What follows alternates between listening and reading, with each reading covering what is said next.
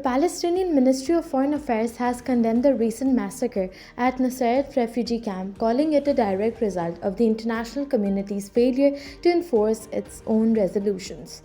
The attack, which left many Palestinians dead or injured and caused significant destruction, is seen as part of Israel's systematic efforts to make Gaza uninhabitable.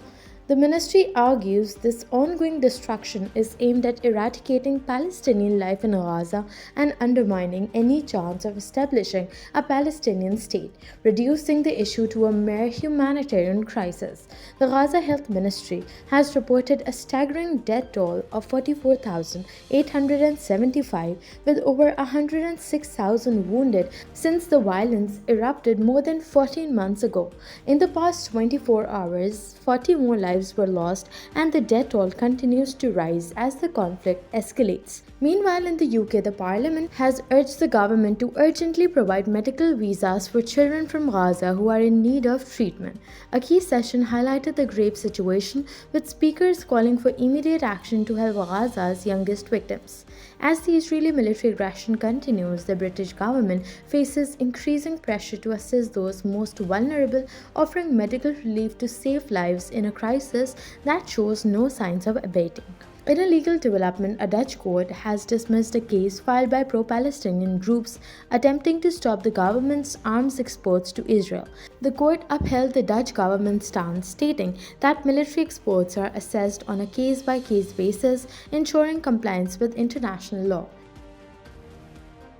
In a key development, the Supreme Court's constitutional bench has ruled that military courts will deliver verdicts for 85 civilians still in custody for their involvement in the May 9 riots. These verdicts, however, remain contingent on the court's final ruling regarding appeals against its earlier decision.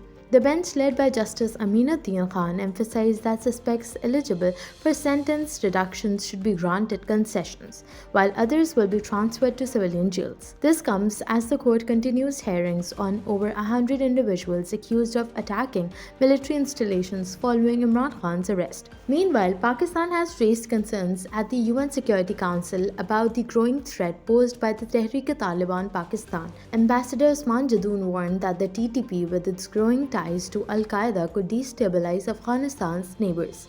Despite Islamabad's calls for action, the Afghan Taliban has been accused of allowing the TTP to use Afghan soil for attacks in Pakistan. The situation remains critical, with the TTP's increasing collaborations with other terror groups like the Majid Brigade, which targets economic projects like the China-Pakistan Economic Corridor. On the security front, the Interior Ministry reports a significant increase in counterterrorism operations across Pakistan.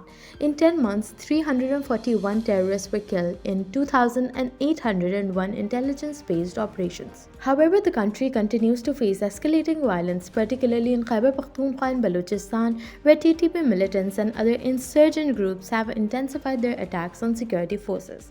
In response, the military has neutralized 43 terrorists since December 9th, aiming to weaken the growing threat from these groups and restore peace in the region.